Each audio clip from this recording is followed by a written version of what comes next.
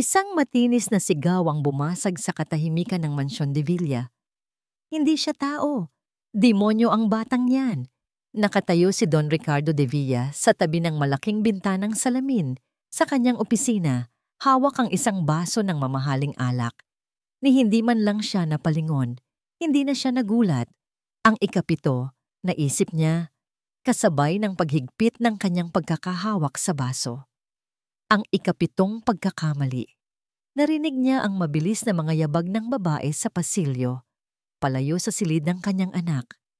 Sinundan iyon ng pakiusap ng isa sa mga katulong at ang tunog ng pinto na maras na isinara. Pagkatapos, katahimikan.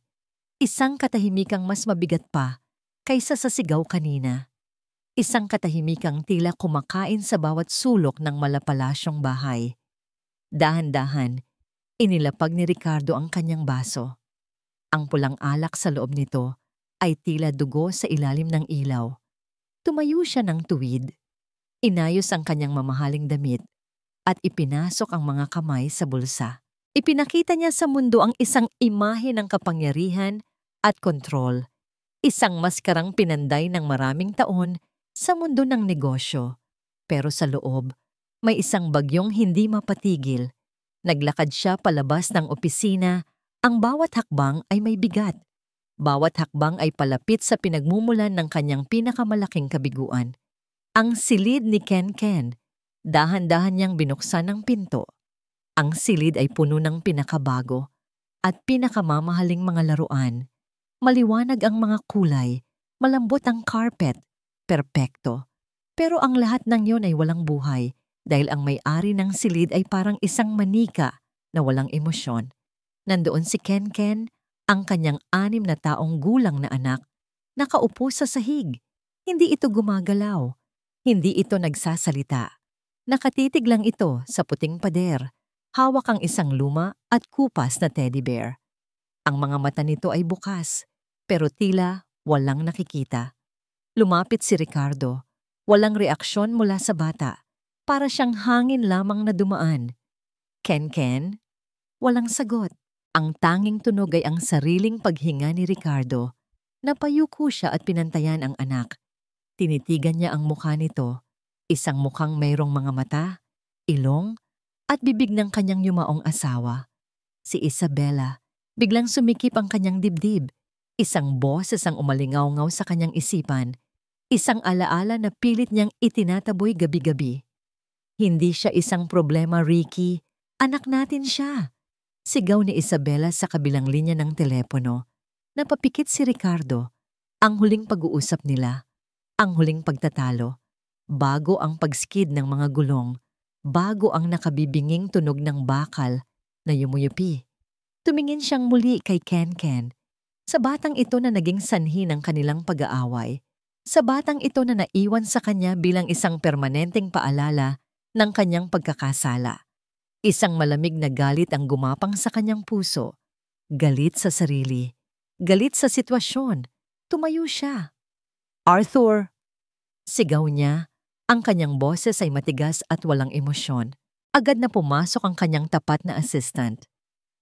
Sir Ricardo, ilabas mo ang babaeng yan sa pamamahay ko. Ibigay mo ang bayad niya. Ayoko nang makita pa ang pagmumukha niya. Masusunod po, sir. At Arthur? Po, sir? Tumingin si Ricardo sa kanyang anak na parang isang estatwa.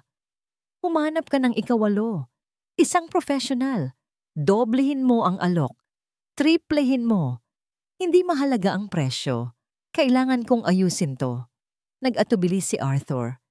Sir, halos lahat po ng pinakamagagaling sa ahensya ay nasubukan na natin. Nilingon siya ni Ricardo. Ang mga mata nito ay nagbabaga. Kung walang mahanap ang ahensya, humanap ka sa ibang lugar. Gamitin mo ang lahat ng koneksyon natin. Naiintindihan mo? Oo po, sir. Akmang aalis na si Arthur nang muli itong huminto sa may pinto. Tila may gusto itong sabihin. Ano? Tanong ni Ricardo, naiinip. Sir, may isa pa po. Kumunot ang noo ni Ricardo. Sino no? Bakit hindi mo sinabi kaagad? Kasi po, sir, na hindi siya professional nanny. Hindi po siya galing sa ahensya. Nawala ang interes ni Ricardo. Kung ganon, bakit mo siya binabanggit? Sinabi ko nang ayoko nang mag-aksaya ng oras. Isa po siyang kasambahay sa isa sa mga rest house ninyo sa probinsya, sir. Mabilis na paliwanag ni Arthur. Pero ang sabi po ng caretaker doon, napakagaling niya sa mga bata. May alaga daw po siyang kapatid na may espesyal na pangangailangan noon. Siya lang daw po ang nag-iisang tao na napapakalma ang kapatid niya. Isang kasambahay, isang probinsyana. Pagkatapos ng 7 sa mga pinakamahuhusay at pinakamahahal na espesyalista sa bansa, ang ideya ay katawa-tawa, isang insulto. Pero nang tumingin siyang muli kay Ken, sa walang katapusang katahimikan nito, naramdaman ni Ricardo ang isang bagay na bihirang-bihira niyang maramdaman. Kawalan ng pag-asa. Lahat ng pera niya, lahat ng kapangyarihan niya, ay walang silbi sa harap ng pader na ito. Huminga siya ng malalim.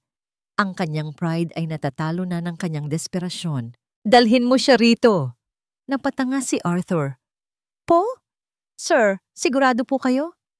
Tumingin si Ricardo sa kanyang assistant. Ang kanyang mga mata ay madilim at desidido. Ngayon din, inumin mo na to, Nay. Inabot ni Maya ang isang basong tubig at ang gamot sa kanyang inang nakahiga sa isang lumang papag. Ngumiti ang matanda, isang matamis, ngunit pagod na ngiti. Salamat anak, sabi nito sa mahinang boses. Ang mga kamay ay bahagyang nanginginig habang inaabot ang gamot. Hinaplos ni Maya ang buhok ng kanyang ina. Manipis na ito at marami ng puti, isang testamento ng mga taon ng paghihirap at pagsasakripisyo. Magpahinga na po kayo. Ako na po ang bahala sa lahat. Paano tayo, anak? Ubus na naman ang pera natin. Ang trabaho mo sa rest house ay tuwing may bisita lang. Hinawakan ni Maya ang kamay ng kanyang ina. Huwag po kayong mag-alala. Nay, may darating din pong biyaya. Makakahanap po ako ng paraan. Ngunit sa loob-loob niya, naroon ang kaba. Tama ang kanyang ina. Ang gamot na ito ay ang huling piraso sa kahon. Ang bigas nila ay paubos na. Kailangan niya ng milagro. At tila, dumating ang milagro sa anyo ng isang tawag sa kanyang luma at basag na cellphone. Hello? Is this Miss Maya Santos? Tanong ng isang formal na boses sa kabilang linya. Speaking po, sagot ni Maya. Nagtataka kung sino ang tumatawag. I'm Arthur Legaspi, the personal assistant of Don Ricardo de Villa. I'm calling to offer you a job. Napatigil sa paghinga si Maya. Don Ricardo de Villa? Ang makapangyarihang bilyonaryo na may-ari ng rest house kung saan siya nagtatrabaho? Bakit siya tatawagan ng personal assistant nito? Trabaho po? Anong klaseng trabaho po, sir? My boss is looking for a personal caregiver for his son. The position is in his main residence in Manila. The salary is 50,000 pesos a month with free board and lodging. Nabitawan ni Maya ang hawak niyang basahan. 50,000? Ang halagang yon ay higit pa sa kinikita niya sa isang buong taon. Ang halagang yon ay makakabili ng lahat ng gamot na kailangan ng kanyang ina. Ang halagang yon ay ang sagot sa lahat ng kanyang mga dalangin. Sir, sigurado po ba kayo? Isa lang po akong simpleng kasambahay. We are aware of your background, Mrs. Santos. We also heard about your experience with your younger brother. Don Ricardo specifically asked for you. Ang kapatid niya. Biglang nanlamig ang mga kamay ni Maya. Isang pamilyar na kirot ang kumalat sa kanyang dibdib. Pero sir, the offer stands, Miss Santos. We need you to be in Manila tomorrow for the final interview. We will handle all your travel expenses. Should I book your ticket? Hindi makapagsalita si Maya. Ang kanyang isip ay nagtatalo. Ito na ang pagkakataon niya. Ang milagrong hinihintay niya.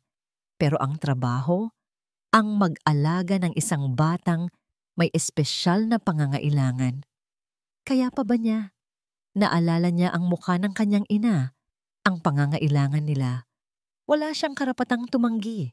Sige po, sir. Tatanggapin ko po. Kinagabihan, hindi makatulog si Maya. Ang pag-asa at kaba ay naghahalo sa kanyang puso. Pinikit niya ang kanyang mga mata.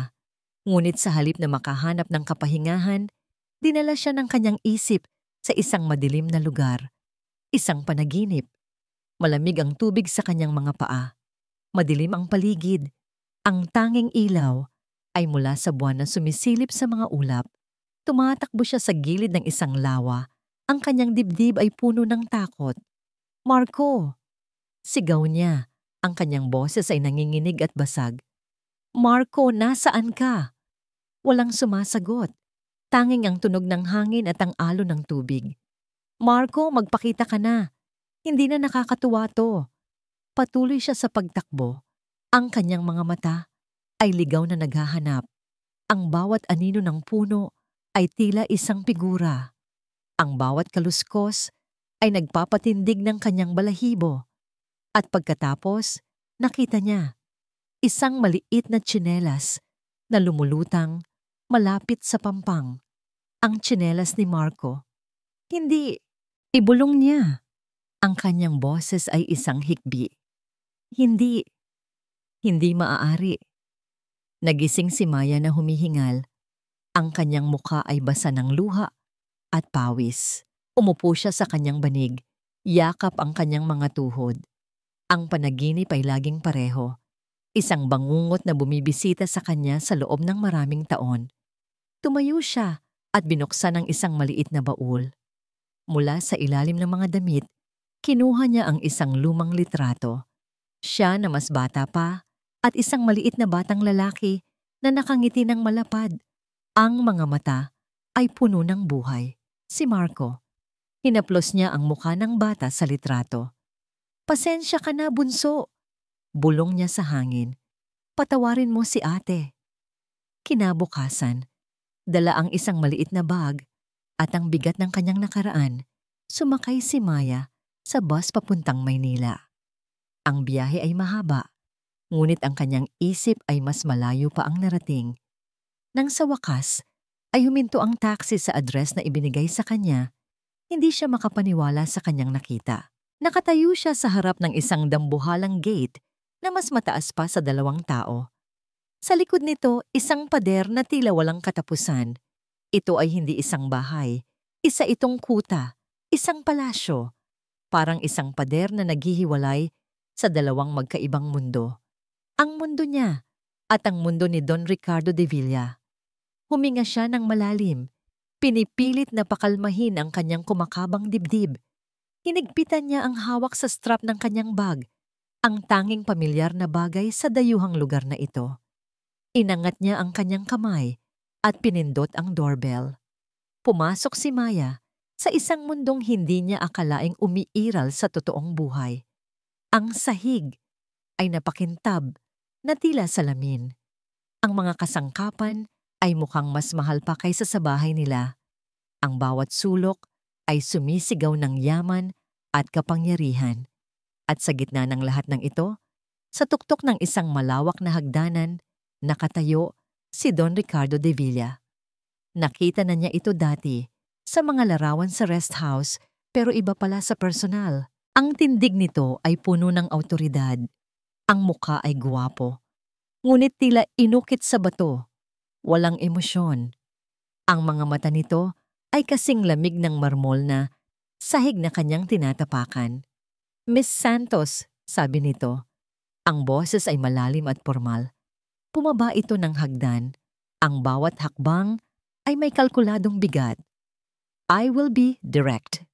My son, Ken, is special.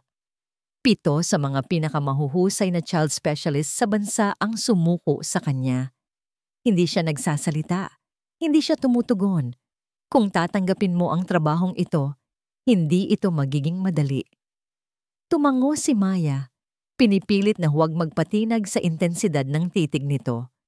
Naiintindihan ko po, sir. Good. Tinalikuran siya nito. Sumunod ka sa akin. Dinala siya ni Don Ricardo sa isang silid sa 2 palapag. Nang buksan nito ang pinto, Isang silid laruan na puno ng kulay ang bumungad sa kanya. Ngunit sa gitna ng lahat ng laruan, nakaupo sa sahig ang isang batang lalaki na katalikod sa kanila. Si Ken. Iyan si Ken, sabi ni Don Ricardo, tila naguulat sa isang business meeting.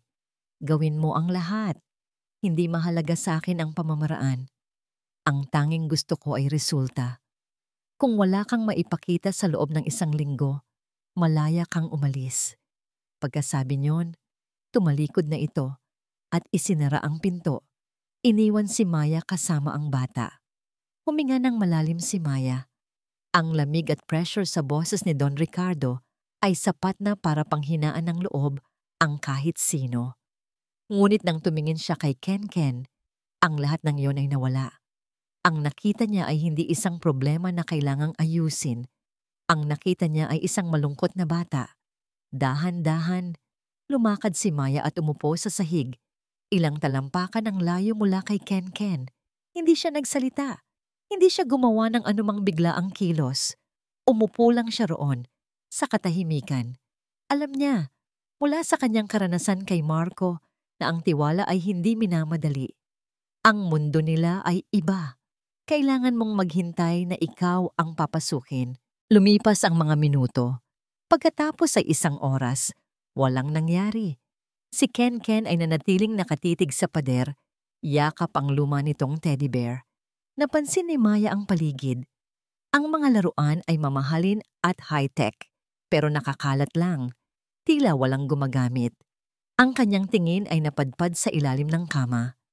May isang bagay doon, isang maliit na paa ng stuffed animal. Tumingin siyang muli kay Ken at sa hawak nitong teddy bear. Napansin niya ngayon na ang oso ay may isang binti na punit.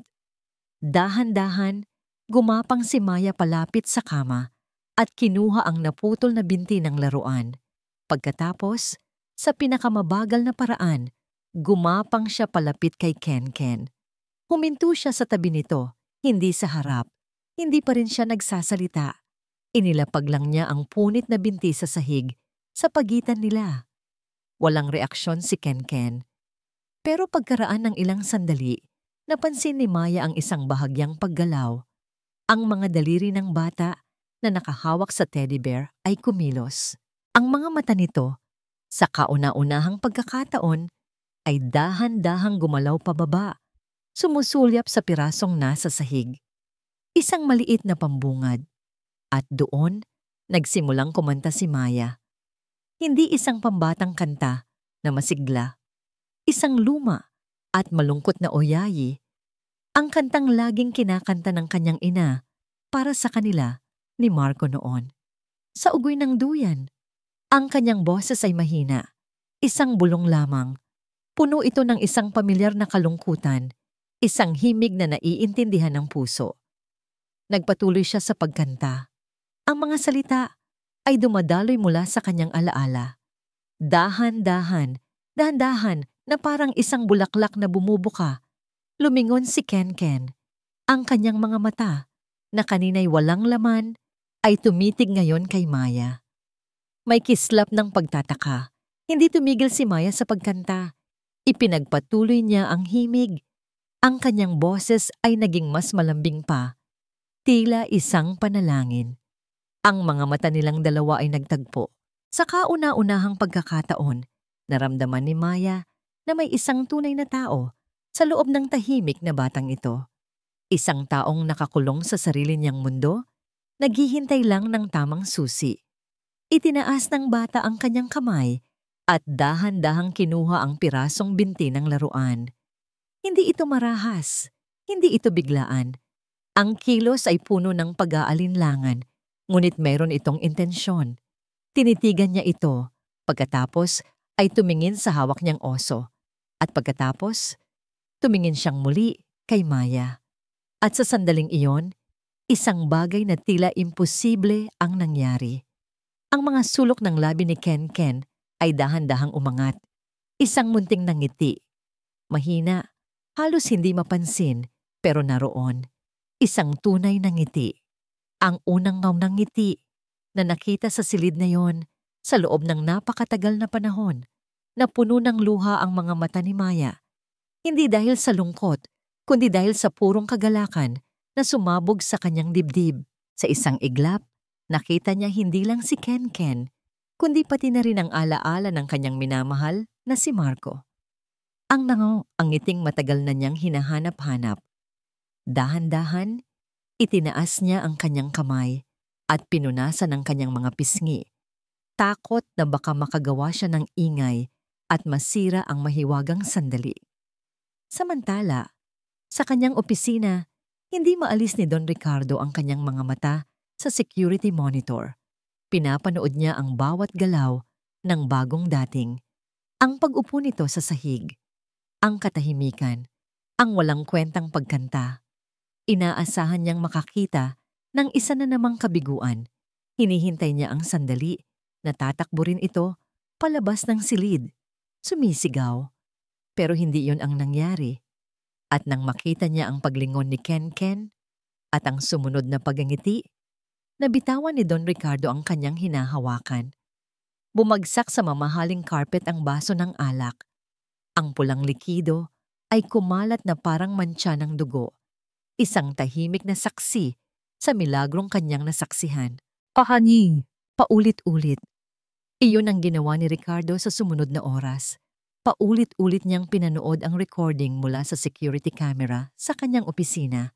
Ang pag-upo ng babae sa sahig, ang pagkanta nito ng isang simpleng oyayi, ang dahan-dahang paglingon ni Ken at ang nangiti. Ang maliit na ngiting iyon na bumago sa lahat. Sinuri niya ang bawat anggulo. Hinanap niya ang daya, ang trick, ang sikretong pamamaraan. Pero wala. Wala siyang makita kundi purong sinseridad at isang katahimikang hindi niya kailanman nakita sa loob ng kanyang sariling bahay. Ano ang mayroon ng babaeng ito na wala sa 7 pang nauna? Sila ay may mga diploma, mga sertipiko, mga taon ng karanasan. Si Maya Santos, ano ang meron siya? Isang luma at malungkot na kanta? Hindi niya maintindihan. At iyon ang kinaiinisan ni Ricardo de Villa. Ang mga bagay na hindi niya kayang kontrolin o bilhin. Kinabukasan, sa gitna ng isang mahalagang board meeting, natagpuan ni Ricardo ang kanyang sarili na hindi nakikinig sa financial report. Sa halip, ang isip niya ay nasa silid laruan ng kanyang anak. Ano na kaya ang ginagawa nila ngayon? "Excuse me," bigla niyang sabi. Pinuputol ang nagsasalitang board member. Tumayo siya. "I have a family emergency. Arthur, you take over." Naiwan ang lahat na nagtataka, lalo na si Arthur. Sa loob ng 10 taon nitong pagsisilbi kay Don Ricardo, ngayon lang nito nakitang umalis ang amo sa gitna ng isang meeting para sa isang family emergency. Nagmamadali siyang umuwi. Hindi niya alam kung bakit. Pagdating sa mansyon, sa halip na dumiretso sa opisina, dahan-dahan siyang umakyat sa hagdan at huminto sa labas ng silid ni Ken. Bahagyang nakabukas ang pinto. Sumilip siya sa loob. Ang nakita niya ay hindi isang malaking milagro. Walang kantahan, walang ngitian. Nakaupo lang sa sahig si Maya, abala sa pagtatahi ng naputol na binti ng teddy bear. Sa tabi niya, tahimik na nakaupo si Ken, pinapanood ang bawat galaw ng karayom at sinulid. Paminsan-minsan, dahan-dahang hahaplusin ng bata ang tela ng laruan na para bang sinisigurong magiging maayos ito. Isang simpleng eksena, tahimik, payapa. At sa unang pagkakataon, naramdaman ni Ricardo ang isang bagay na matagal nang nawala sa mansyon na yon, kapayapaan. Isang kakaibang init ang gumapang sa kanyang dibdib. Isang pakiramdam na hindi niya gustong aminin. Kinagabihan, naabutan niya si Maya sa kusina. Naghuhugas ng pinagkainan. "Miss Santos!" Nagulat si Maya at napalingon. "Sir Ricardo, kayo po pala." Kumuha si Ricardo ng isang basong tubig. Nagkukunwaring iyon ang sadya niya. "Kumusta ang araw ninyo?" "Maayos naman po, sir." Isang sandali ng katahimikan. Pagkatapos, nagtanong si Ricardo ng isang bagay na hindi niya inaasahang itatanong. Kumusta ang pamilya mo sa probinsya? Bahagyang natigilan si Maya sa personal na tanong. Okay lang po sila, sir. Ang nanay ko po ay may kaunting karamdaman, pero lumalaban naman po. Sakit? Sa puso po. Kailangan niya ng regular na gamot. Tumango si Ricardo, walang sinabi. Ngunit sa kanyang isip, may kung anong kumurot. Ang babaeng ito, na nagbibigay ng kapayapaan sa kanyang anak, ay may sariling bigat na pinapasan. Habang nakatingin siya kay Maya, na nagpupunas ng mga pinggan, isang malinaw na alaala ang biglang bumalik sa kanya. Ang boses ni Isabela. Malinaw na para bang nasa tabi niya lang ito. Bakit ayaw mong tanggapin, Ricky? Dahil hindi siya perpekto? Dahil hindi siya naaayon sa mga plano mo? Hindi mo naiintindihan ni Isabela. Ginagawa ko to para sa kanya. Para sa atin. Sagot niya sa telepono habang nagmamaneho palayo sa opisina. Hindi. Ginagawa mo yan para sa sarili mo. He's our son, Ricky. Hindi siya isang problema na kailangan mong itago. Ang mga huling salita ni Isabela, isang problema na kailangan itago. Napahigpit ang hawak ni Ricardo sa baso. Ganoon nga ba ang tingin niya kay Ken? Bumalik siya sa kasalukuyan. Si Maya ay tapos na sa kanyang ginagawa. Sir? Tanong nito. Napansin ang pagbabago sa kanyang ekspresyon. Umiling si Ricardo. Itinaboy ang alaala. Kinuha niya ang kanyang checkbook mula sa bulsa ng kanyang coat. Mabilis siyang nagsulat at pinunit ang isang tseke. Inabot niya ito kay Maya. Bonus, para sa gamot ng nanay mo. Tiningnan ni Maya ang halagang nakasulat. 100,000 piso. Halos mahulog ang kanyang panga. Ito ay higit pa sa sapat. Pero imbes na kunin ito, umiling siya at dahan-dahang itinulak pabalik ang kamay ni Ricardo. Salamat po, sir. Pero hindi ko po matatanggap yan. Napakunot ang noo ni Ricardo. Lahat ng tao ay may presyo. Iyon ang alam niya. Bakit? Kulang pa ba? Umiling muli si Maya at sa pagkakataong ito, tiningnan niya si Ricardo ng diretso sa mga mata. Ang kanyang mga mata ay malinaw at tapat. Sir, hindi po trabaho lang ang ginagawa ko. Ang mga salitang yon ay tumama kay Ricardo na parang sampal. Nagkatinginan sila. Ang hangin sa pagitan nila ay napuno ng mga salitang hindi masabi. Sa mga mata ni Maya, nakita ni Ricardo ang isang bagay na hindi niya mabibili. At sa mga mata ni Ricardo, nakita ni Maya ang isang lalaking mas sugatan pa kaysa sa kanyang anak. Ang mga sumunod na linggo ay tila isang panaginip para kay Maya. Ang mga pader sa mansyon ay hindi na ganoon kataas at kalamig. Ang dating tahimik na Don Ricardo ay nagsimulang magbago. Umuuwi na ito ng mas maaga. Hindi para magkulong sa opisina, kundi para umupo sa sahig kasama nila ni Ken. Hindi pa rin ito pala salita. Minsan ay nakaupo lang ito sa isang sulok, pinapanood sila. Pero sa mga mata nito, meron ng kakaibang kislap. Isang bagay na hindi takot o galit, kundi pagtataka. At minsan paghanga. Isang hapon, habang naglalaro sila ng building blocks, sabay silang tatlo na gumawa ng isang mataas na tore.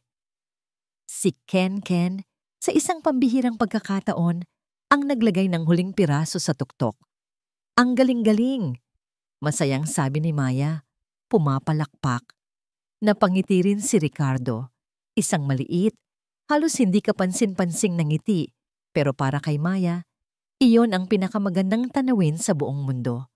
Sa sobrang tuwa, aksidenteng nasagi ni Ken ang tore at gumuho ito. Ang mga blok ay kumalat sa sahig. Nagmamadali si Maya na pulutin ang isang pulang blok. Ngunit sa parehong sandali, iyon din ang bloking inabot ni Ricardo. Ang kanilang mga kamay ay nagdikit. Isang kuryente ang tila gumapang sa buong katawan ni Maya. Ang balat nito ay mainit. Ang kanyang puso ay biglang kumabog ng napakabilis na para bang gusto nitong kumawala sa kanyang dibdib. Mabilis niyang binawi ang kanyang kamay. Ang kanyang mga pisngi ay nag-iinit. Pasensya na po, sir. Hindi sumagot si Ricardo, ngunit nakita ni Maya ang bahagyang pamumula ng mga tainga nito bago ito umiwas ng tingin. Isang katahimikang puno ng hiya at isang kakaibang kilig ang namagitan sa kanila. Upang basagin ang katahimikan, kinuha ni Maya ang isang picture book at itinuro ang isang larawan ng isang ina at anak. "Mama," sabi niya kay Kenken sa malambing na boses. Ito si Mama. Tumingin si Kenken sa libro, pagkatapos ay tumingin sa kanya. Ang mga mata nito ay seryoso at puno ng konsentrasyon. Dahan-dahan, itinaas nito ang maliit na kamay at itinuro siya. Binuksan nito ang kanyang bibig. Isang tunog ang lumabas, mahina at hirap sa simula. "Mama!" Napatigil sa paghinga si Maya. Napatigil din sa pagkilos si Ricardo. Ang buong mundo ay tila huminto. Sinubukan muli ni Kenken, mas malakas ngayon. Ang kanyang buong atensyon ay nasa mukha ni Maya. Ma... Hindi iyon perpekto. Hindi iyon malinaw. Pero iyon ang pinakamagandang salitang narinig ni Maya sa buong buhay niya. 2 butil ng luha ang pumatak mula sa kanyang mga mata. Napatingin siya kay Ricardo na nakatitig sa kanilang anak na may ekspresyong hindi niya maipinta. Isang halo ng pagkabigla, hindi makapaniwala, at purong kakaligayahan. Sa sandaling iyon, hindi sila amo at katulong na nag-aalaga sa isang bata.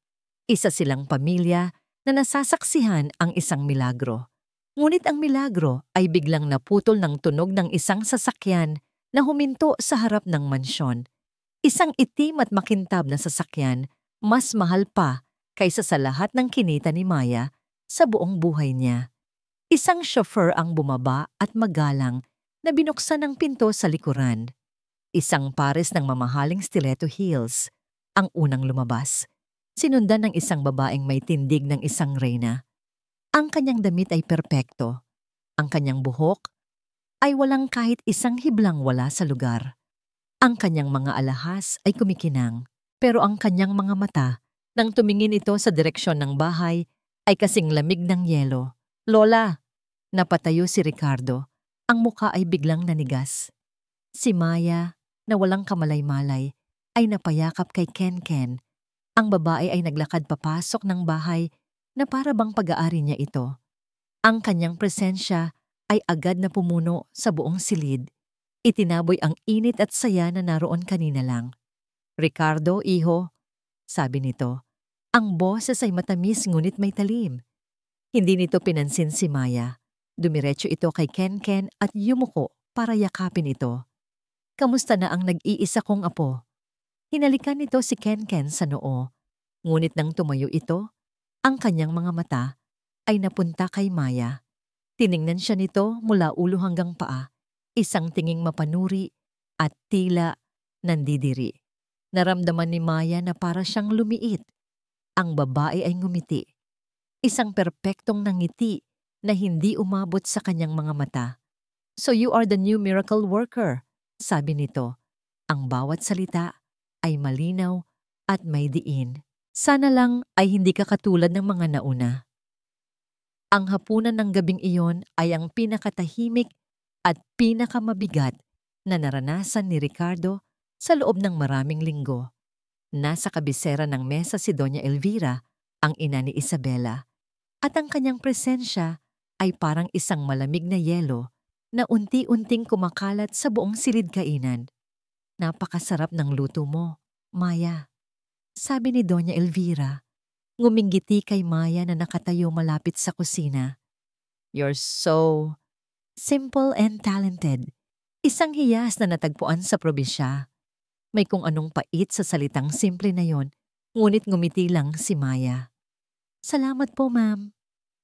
"Alam mo, ipinapaalala mo sa akin ang isa sa mga dating katulong ni Isabela." Pagpapatuloy ng matanda, habang eleganteng hinihiwa ang kanyang pagkain. Mabait din, masipag. Pero syempre, iba pa rin ang hanap ni Isabela para mag-alaga kay Kenken. She always wanted the best. She was very particular about breeding and education, you know. Napatigil si Ricardo sa pagsubo. Bawat pagbanggit sa pangalan ni Isabela mula sa bibig ng kanyang biyenan ay parang isang karayom na tumutusok sa kanyang budhi. Alam niya kung ano ang ginagawa nito. Isang banayad ngunit malinaw na paghahambing. Isang paalala na si Maya ay hindi kabilang sa kanilang mundo. Nakita niya ang bahagyang pagyuko ni Maya at isang hindi inaasahang damdamin ang umusbong sa puso ni Ricardo, ang kagustuhang protektahan ito. Maya is doing an excellent job, Lola. Mariing sabi ni Ricardo. Ken is happy with her. Of course, iho. I can see that. Sagot ni Doña Elvira. Ang kanyang nangiti ay hindi nagbago. And I am so grateful. Nag-aalala lang ako para sa'yo, para sa apo ko.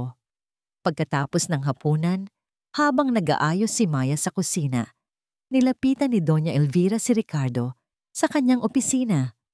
Dala nito ang 2 tasa ng tsa. Ricardo, iho, simula nito sa isang boses na puno ng pag-aalala. I know you think I'm being a meddlesome old woman, pero apo ko si Ken.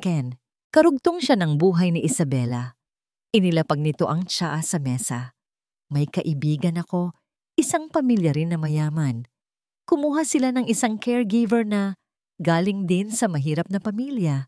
Napakabait sa simula. Nakuha niya ang loob ng bata at ang tiwala ng mga magulang. Huminto ito, tinitiyak na nakukuha niya ang buong atensyon ni Ricardo. Pero sa huli, ginamit lang pala ng babae ang bata para makapasok sa pamilya, para makuha ang yaman nila. It was a very tragic story. They lure you with kindness, but they have a hidden agenda. Maya is different, mabilis na sagot ni Ricardo. Ngunit sa kaibuturan ng kanyang isip, isang maliit na binhi ng duda ang naitanim na. I hope so. Malambing na sabi ni Doña Elvira, hinahaplos ang braso ni Ricardo. For Ken's sake, I truly hope so. Kinabukasan, habang si Ricardo ay nasa opisina, isang itim na kotse ang huminto sa isang hindi gaanong kilalang coffee shop sa Makati. Mula rito ay bumaba si Doña Elvira. Sa loob, naghihintay ang isang babaeng pamilyar ang muka. Ang ikapitong yaya na tumakbo palabas ng mansyon, si Janet. Nakuha mo ba ang sinabi ko? Tanong ni Doña Elvira, hindi na nag-abalang umupo. Oo po, ma'am. Nanginginig na sagot ni Janet. Ang mga mata ay nakatutok sa makapal na sobrang papel na inilapag ng matanda sa mesa. Good. Ang boses ni Doña Elvira ay malamig at walang emosyon. You know what to say. Emphasize her instability, her obsession with the child. Sabihin mo sa mga investigador na nakita mong sinasaktan niya ang sarili niya kapag hindi niya nakukuha ang gusto niya. Make them believe she is a danger to my grandson. Opo, ma'am. Kahit ano pong ipagawa ninyo. Sagot ni Janet. Sabik na inaabot ang pera. Nang gabing iyon, pinanood ni Ricardo si Maya at Ken sa security monitor. Nagbabasa si Maya ng isang kwento at si Ken ay tahimik na nakasandal sa kanya, hawak ang teddy bear na buo na ngayon. Isang perpektong larawan ng kapayapaan. Pero ang mga salita ni Doña Elvira ay umalingaw-ngaw sa kanyang isipan. They lure you with kindness. Totoo nga bang sinsero ang lahat ng ito? O isa lang itong napakagaling na pag-arte? Napailing siya, naiinis sa sarili dahil pinayagan niyang pumasok ang lason sa kanyang isipan. Maya-maya, pumasok sa kanyang opisina si Doña Elvira. Ang muka ay seryoso. May dala itong isang brown na folder. Ricardo? Sabi nito sa mahinang boses. I'm sorry to do this, pero hindi ako mapakali. Inilapag nito ang folder sa kanyang mesa. Mukha itong isang opisyal na dokumento. I took the liberty of having a background check done on Miss Santos. Pagpapatuloy nito. Just a formality for my peace of mind. Hindi gumalaw si Ricardo. Nakatitig lang siya sa folder na para bang isa itong ahas na handa siyang tuklawin. Hindi na kailangan yan, sabi niya. Ngunit ang kanyang boses ay walang kasiguraduhan. Ngumiti si Doña Elvira ng isang malungkot na ngiti. Para lang sa proteksyon ng apo ko, Ricardo. You can never be too careful. Umalis ito, iniwan si Ricardo kasama ang folder sa ibabaw ng kanyang mesa. Isang tiktak na bomba, naghihintay na sumabog. Naramdaman ni Maya ang pagbabago na parang isang biglaang paglamig ng hangin. Nagsimula ito sa mga maliliit na bagay. Si Don Ricardo, na dating nagtatagal sa silid laruan para panoorin sila, ay sumisilip na lang ngayon mula sa pinto bago mabilis na umalis. Ang mga mata nito, na minsay may kislap ng init kapag nagkakatinginan sila, ay umiiwas na ngayon. Ang mga sagot nito sa kanya ay naging maikli at formal muli. Good morning, sir. Morning. Kumain na po ba kayo, sir? Yes. Bumalik ang pader sa pagitan nila, mas mataas at mas matibay kaysa dati. Gabi-gabi, tinatanong ni Maya ang kanyang sarili kung ano ang nagawa niyang mali. May nasabi ba siyang hindi maganda? May nagawa ba siyang ikinagalit nito? Ang bawat kilos niya sa loob ng mansyon ay naging maingat, na para bang naglalakad siya sa ibabaw ng maninipis na bubog. Ang sakit ay tila isang tinik na nakabara sa kanyang lalamunan. Nasasanay na siya sa init ng halos pamilyang kanilang binubuo. Ang biglaang pagbawi nito ay mas masakit pa kaysa sa dati niyang kalungkutan. Isang gabi, pagkatapos niyang patulugin si Ken, naabutan niya si Don Ricardo at Doña Elvira na nag-uusap sa sala. Mukhang seryoso ang kanilang pinag-uusapan. Akmang aakyat na sana siya nang tawagin siya ni Doña Elvira. Maya Hija, halika muna rito. Samahan mo kami. Sabi nito sa isang napakatamis na boses. Nag-aalangan man, lumapit si Maya at naupo sa gilid ng sofa, malayo sa kanila. Napansin niyang hindi man lang siya tiningnan ni Ricardo. Alam mo, Maya, simula ni Doña Elvira, inilalapit ang tasa ng tsaa sa kanyang bibig. Labis ang pasasalamat ko sa'yo. Ang laking pagbabago ni Ken simula nang dumating ka. You have a gift. Isang pambihirang koneksyon sa mga batang tulad niya. Salamat po, ma'am. Mahinang sagot ni Maya. I feel like it comes from a deep, personal place. Pagpapatuloy ng matanda, ang kanyang mga mata ay matamang nakatitig kay Maya. Siguro dahil sa karanasan mo sa iyong kapatid, si Marco, hindi ba? Nanigas si Maya sa kanyang kinauupuan. Ang pagbanggit sa pangalan ng kanyang kapatid ay nagdulot ng pamilyar na lamig sa kanyang sikmura. Oo po, ma'am. Ngumiti si Doña Elvira, isang nangiting puno ng awa. Ngunit ang kanyang mga mata ay parang isang mga ngasong papalapit sa kanyang biktima. Napakasakit siguro ng nangyari sa kanya. I heard it was a tragic accident near a lake. Huminto ito, hinahayaang lumutang ang mga salita sa hangin. Pagkatapos, ibinato nito ang tanong na parang isang patalim. Hindi ba't kasalanan mo raw ang pagkamatay ng kapatid mo? Ang tanong ay tumama kay Maya na parang isang malakas na sampal sa muka. Biglang sumikip ang kanyang paghinga. Ang mga pader ng sala ay tila lumalapit sa kanya. Ang mga alaala ng gabing iyon, ang malamig na tubig, ang sigaw niya, ang maliit na tsinelas ay bumalik na parang isang rumaragasang baha. Hindi po totoo yan, sagot niya. Ang kanyang boses ay nanginginig at tumaas ng hindi niya namamalayan. Naramdaman niya ang pag-init ng kanyang mga mata. Isang aksidente po ang nangyari. Hindi ko po kasalanan yon. Huminahon ka, Hija, sabi ni Doña Elvira na lalong nagpatingkad sa kanyang pagiging kalmado. I'm just trying to understand. Dahil ayon sa mga narinig ko, iniwan mo raw siyang mag-isa sa tabi ng lawa dahil may kausap ka sa cellphone. Totoo ba yon? Hindi. Hindi ganoon ang nangyari. Sigaw na ni Maya. Tumatayo na ngayon. Ang sakit at galit ay naghahalo sa kanyang puso. Paano nagkaroon ng ganitong impormasyon ng babaeng ito? Paano nito nagagawang gamitin ang pinakamasakit na bahagi ng buhay niya laban sa kanya? Bakit po ninyo ginagawa ito sa akin? Tanong niya. Ang mga luha ay nagsisimula nang bumagsak sa kanyang mga pisngi. Ang kanyang reaksyon ay puno ng gulat at sakit, isang desperadong pagtatanggol sa sarili. Sa gitna ng kanyang paghihinagpis, napatingin siya kay Ricardo. Umaasa siya. Umaasa siyang makakita ng pag-unawa, ng tulong, ng kahit anong senyales na pinaniniwalaan siya nito. Ngunit ang nakita niya sa mga mata ni Don Ricardo ay hindi awa. Ito ay malamig na kumpirmasyon, pagdududa, at isang malalim na pagkadismaya. Tumayo si Ricardo, ang kanyang mukha ay isang blangkong maskara, ngunit ang kanyang mga mata ay puno ng bigat. Tiningnan niya si Maya na para bang isa itong estrangherong ngayon lang niya nakita. At sa isang boses na kasing lamig ng yelo, itinanong niya ang tanong na tuluyang dumurog sa puso ni Maya.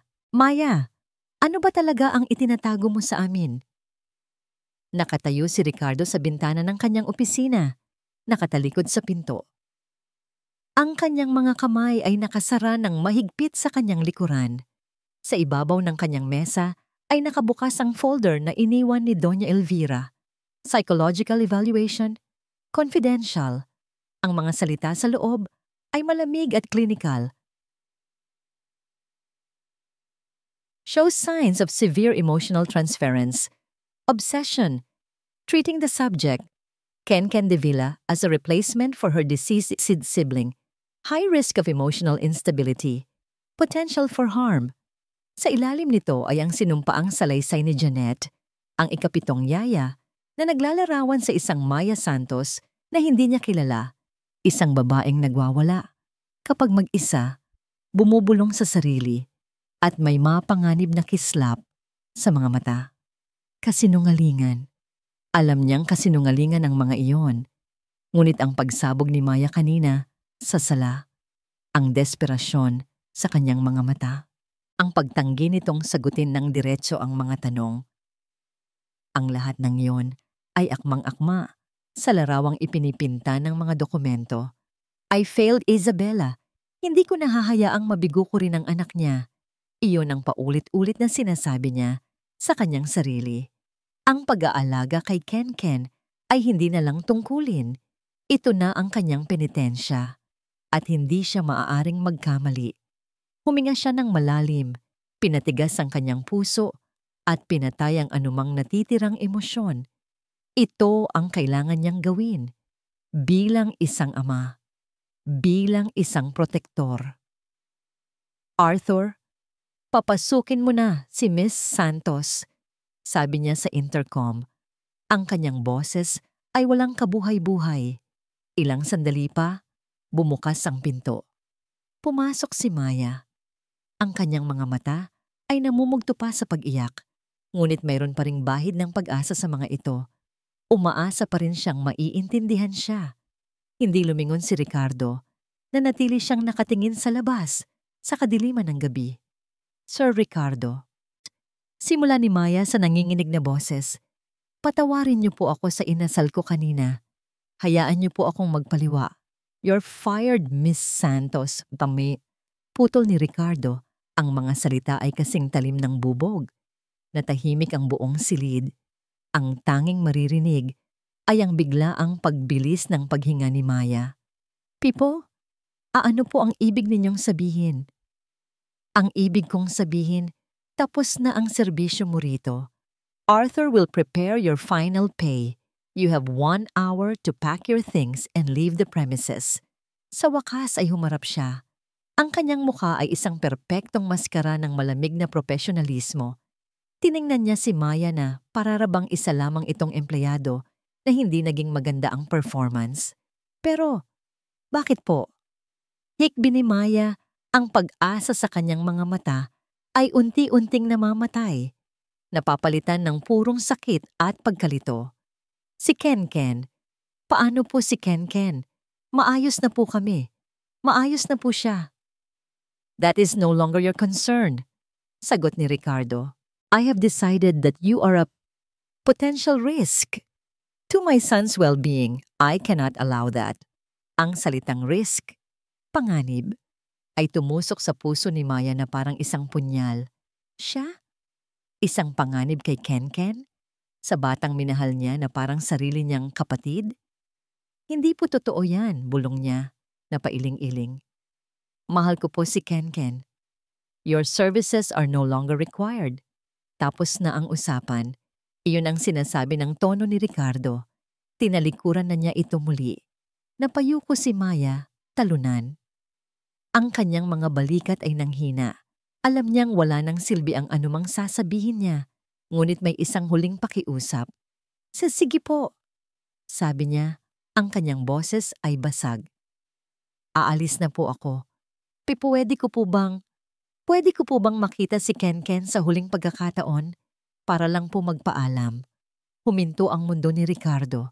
Isang bahagi niya, isang maliit at halos patay ng bahagi, ang gustong pumayag. Ngunit ang mas malakas na bahagi, ang bahaging puno ng takot at kontrol, ang nanaig. Hindi, mariin niyang sagot. Mas makabubuti kung hindi ka na niya makikita. Iyon na ang huling dagok. Wala nang sinabi si Maya. Tumalikod siya at tahimik na lumabas ng opisina, dala ang durog niyang puso. Narinig ni Ricardo ang mga yabag nito palayo. Narinig niya ang pagbukas at pagsara ng pinto ng silid nito. At pagkaraan ng ilang minuto, narinig niya ang pagbukas at pagsara ng pangunahing pinto ng mansyon. Tapos na. Nakahinga siya ng maluwag. O iyon ang sinabi niya sa sarili. Ginamot na niya ang problema. Mapapanatag na si Isabela. Protektado na si Kenken. Ngunit ang katahimikan na sumunod ay hindi mapayapa. Ito ay mabigat, nakabibingi, at bigla ang katahimikang yon ay binasag ng isang sigaw. Hindi ito isang ordinaryong sigaw. Hindi ito isang tantrum. Ito ay isang salita. Malinaw, desperado, at puno ng sakit na kayang bumasag sa pinakamatigas na puso. Mula sa silid sa itaas, ang sigaw ng kanyang anak na hindi nagsasalita ay umalingaw-ngaw sa buong mansyon. Maya, napatigil si Ricardo. Ang dugo sa kanyang mga ugat ay tila nanigas. Muli, mas malakas, mas puno ng pighati. Maya! Kasunod niyon ay isang tunog. Isang paulit-ulit na tunog. Isang nakakikilabot na tunog na huli niyang narinig noong mga unang linggo matapos mamatay si Isabela. Thud! Thud! Thud! Tumakbo si Ricardo palabas ng opisina, paakyat ng hagdanan. Ang puso niya ay kumakaripas, puno ng isang takot na mas malala pa kaysa sa anumang panganib na nasa isip niya kanina. Binuksan niya ang pinto ng silid ni Kenken. Ang kanyang anak ay nakatayo sa gitna ng silid, umiiyak ng walang luha, at paulit-ulit na inuuntog ang kanyang ulo sa pader. Natigilan si Ricardo sa may pinto, paralisado. Pinakawalan niya ang tanging taong nakapagpatigil dito. Itinaboy niya ang tanging taong nagbigay dito ng ngiti. Sa kanyang pag-aakalang pinoprotektahan niya ang kanyang anak, siya mismo ang lumikha ng pinakamalaking bangungot nito. Nanginig ang kanyang mga labi habang pinapanood ang sarili niyang anak na sinasaktan ng sarili. Isang tanong ang nabuo sa kanyang isipan. Isang tanong na sumisigaw, kasabay ng bawat pag-untog ng ulo ni Kenken sa pader. Anong nagawa ko? Parang isang kutsilyong paulit-ulit na isinasaksak sa puso ni Ricardo ang bawat pag-untog ng ulo ni Kenken sa pader. Ang tunog na yon ang gumising sa kanya mula sa pagkabulag na dulot ng takot at pride. Mabilis siyang kumilos. Binuhat niya ang kanyang nagwawalang anak at niyakap ito ng mahigpit. Sinasalag ng sarili niyang katawan ang ulo nito. Tama na, anak. Tama na. Nandito si Papa. Sigaw niya. Ang kanyang boses ay basag sa unang pagkakataon. Ngunit si Kenken ay hindi tumigil. Nagpumiglas ito sa kanyang mga bisig. Ang mga maliliit na kamao ay tumatama sa kanyang dibdib. Ang mga sigaw nito ay walang tigil na pagtawag sa isang pangalan. Maya! Maya! Maya! Walang ibang salita. Iyon lang. Isang pangalan na naging buong mundo ng kanyang anak. Sa wakas, pagkatapos ng tila walang katapusang sandali, napagod si Ken at bumagsak sa kanyang mga bisig, humihikbi na lang. Dinala siya ni Ricardo sa kama, ngunit kahit sa pagtulog nito, ang mga salita ay bumubulong pa rin mula sa mga labi nito. Maya, umupo si Ricardo sa tabi ng kama. Pinagmamasdan ng kanyang anak. Pinunasan niya ang mga luha sa pisngi nito at nakita niya ang isang namumulang galos sa noo nito. Isang galos na siya ang may gawa. Ang realisasyon ay tumama sa kanya ng buong bigat. Ang lahat ng ginawa niya, ang pagtataboy kay Maya, ang pagbabaliwala sa sariling nararamdaman, ay mali. Maling-mali. Ang mga dokumento, ang mga kasinungalingan, ang laso ni Doña Elvira, isang malamig na galit ang gumapang sa kanyang mga ugat. Isang galit na hindi nakatuon sa iba, kundi sa kanyang sarili.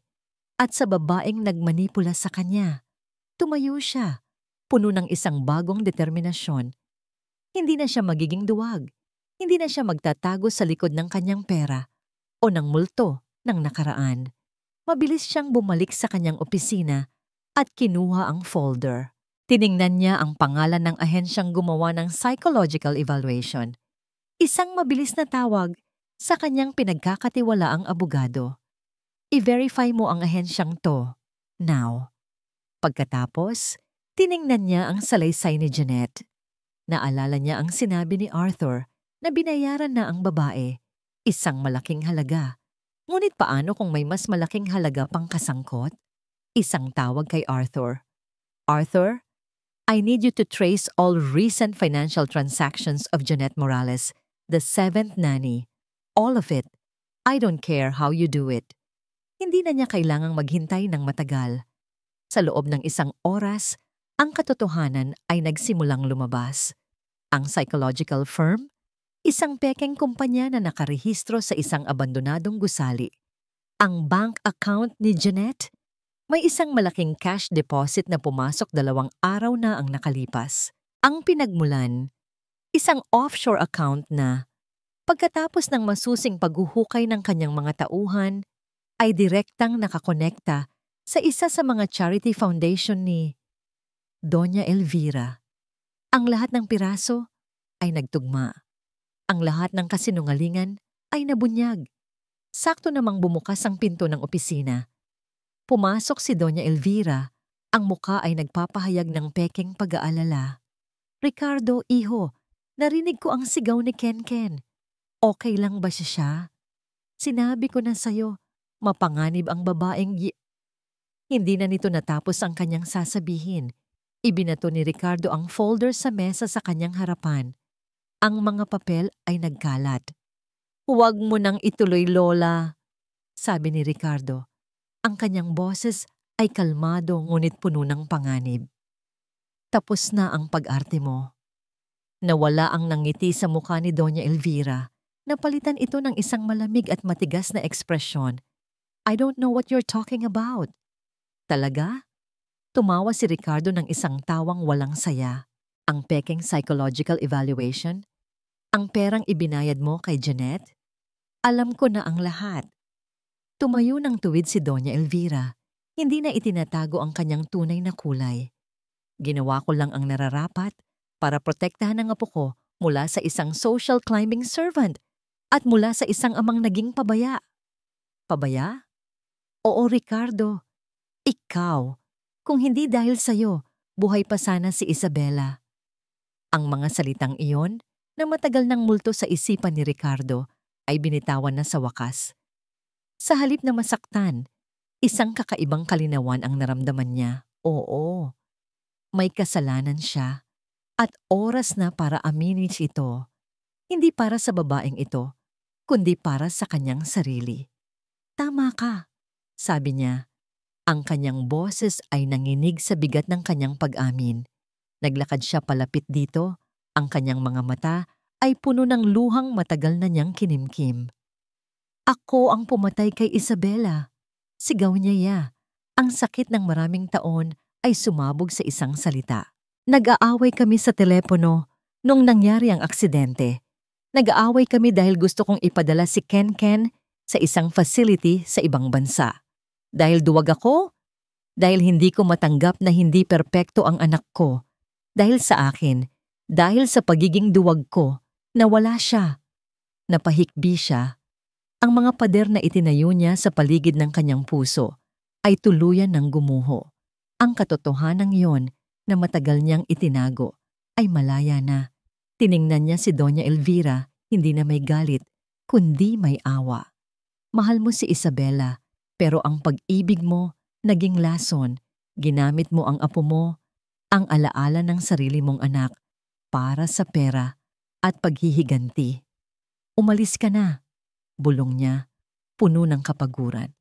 Umalis ka na sa pamamahay ko at huwag ka nang babalik. Tinalikuran niya ito, hindi na naghihintay ng sagot. Mayroon na lang siyang isang bagay sa isipan, isang tao na kailangan niyang hanapin. Tumakbo siya palabas ng opisina. Kinuha ang susi ng kanyang kotse. Hindi niya alintana ang malakas na buhos ng ulan sa labas. Kailangan niyang mahanap si Maya. Kailangan niyang humingi ng tawad. Mabilis niyang pinatakbo ang sasakyan sa madulas na kalsada. Ang kanyang puso ay kumakabog kasabay ng bawat patak ng ulan sa windshield. Kinuha niya ang kanyang cellphone. Nanginginig ang mga kamay habang hinahanap ang numero ni Maya. Tumawag ito. Isang ring, 2, 3. Sa wakas may sumagot, ngunit hindi ito ang boses ni Maya. Hello? Sino po sila? Tanong ng isang boses ng lalaki, tila nag-aalala. Pasensya na po, nakita lang po namin itong cellphone sa tabi ng kalsada. Dinala po namin ang may-ari ng cellphone na ito sa ospital. Mukhang nahimatay po siya sa waiting shed ng bus. Nabitawan ni Ricardo ang telepono. Ang kanyang mundo ay gumuho sa pangalawang pagkakataon sa gabing iyon. Amoy ng gamot at antiseptiko ang sumalubong kay Ricardo. Pagpasok niya sa maliit na kwarto sa ospital, nakita niya si Maya, nakahiga sa kama, maputla at mukhang napakaliit sa ilalim ng puting kumot. Nakakabit dito ang isang IV drip. Ang babaeng laging puno ng init at buhay ay tila pinagsakluban ng langit at lupa. Dahil sa kanya, umupo si Ricardo sa tabi ng kama. Dahan-dahan, hinawakan niya ang kamay nito. Malamig ito. Maya, bulong niya, ang boses ay basag. Patawarin mo ako. Napansin niyang gumalaw ang mga talukap ng mata ni Maya. Dahan-dahan itong iminulat ang kanyang mga mata. Puno ito ng pagkalito sa una, ngunit nang makita siya, bumalik ang sakit at takot. Sinubukan nitong bumangon. Sir Ricardo?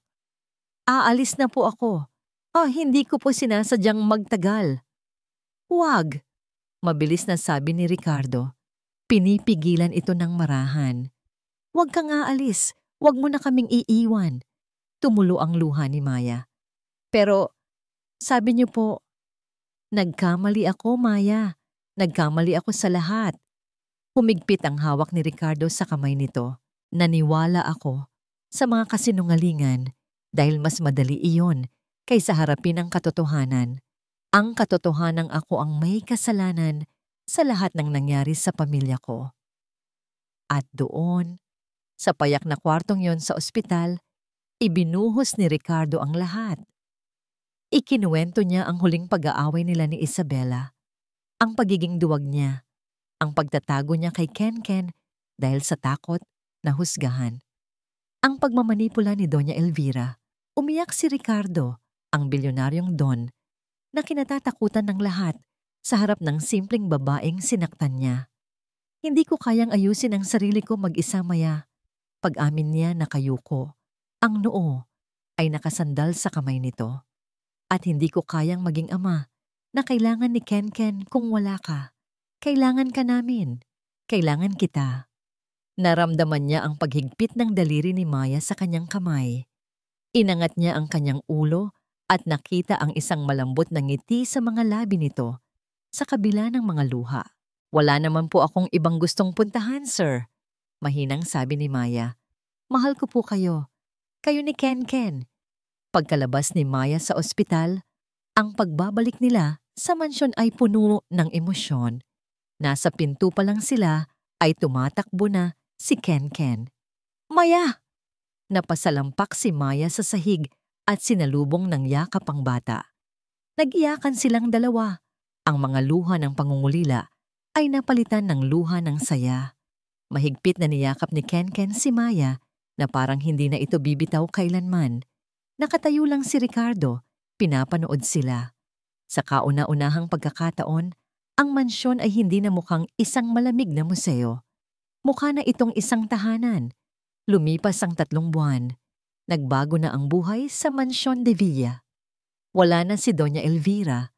Ang mga mamahaling carpet ay napalitan ng mga makukulay na rubber mat. Ang katahimikan ay napalitan ng tawanan at paminsan-minsang ingay ng paglalaro. Sa araw na ito, nasa loob sila ng bagong therapy room. Nakaupo si Ricardo sa sahig, hindi na nakasuot ng suit, kundi isang simpleng t-shirt at shorts. "Okay, Ken, sabi ng therapist. Subukan natin ulit. Hawak ni Ricardo ang isang picture card na may larawan niya. Nakatingin si Ken sa card, pagkatapos ay tumingin kay Ricardo. Nakaupo si Maya sa tabi ni Ken, hinahawakan ang kamay nito, tumatango bilang suporta. "Kaya mo yan, baby. Sino yan?" Huminga ng malalim si Ricardo. Hinihintay ang sandali. Sa loob ng maraming buwan, nandoon siya sa bawat session. Naglalaro, nakikipag-usap, naghihintay. Tumingin si Ken ng diretso sa mga mata ni Ricardo. Ang mga mata nito ay wala ng takot, kundi puno ng tiwala. Binuka ng bata ang kanyang bibig. "Pa!" Napatigil si Ricardo. Ang kanyang puso ay tumigil sa pagtibok. "Pa! Pa!" Malinaw, malakas, totoo. Isang luha ang tumakas sa mata ni Ricardo. Hindi niya napigilan ang sarili. Inabot niya si Ken at niyakap ito ng mahigpit. Naramdaman niya ang maliliit na braso ng kanyang anak na yumakap pabalik sa kanyang leeg. Naramdaman niya ang kamay ni Maya sa kanyang likod, humahaplos. Lumingon siya at hinila rin ito papalapit para sa isang mahigpit na yakap. 3 sila doon sa sahig. Isang amang natutong magpatawad sa sarili, isang inang natagpuan ng pamilyang akala niya'y nawala na, at isang anak na nahanap ang kanyang tinig dahil sa pagmamahal. Wala na silang ibang kailangan. Habang magkakayakap sila, tumingin silang 3 sa malaking bintana. Sa labas, sumisikat na ang araw pagkatapos ng mahabang gabi. Isang bagong umaga, isang bagong simula. Ang kanilang himig ay hindi na malungkot. Ito ay puno na ng pag-asa, pagmamahal, at pangako ng walang hanggang pagsasama. At sa katahimikan ng silid, narinig ni Ricardo ang pinakamagandang musika sa buong mundo. Ang malambing na paghinga ng kanyang buong pamilya.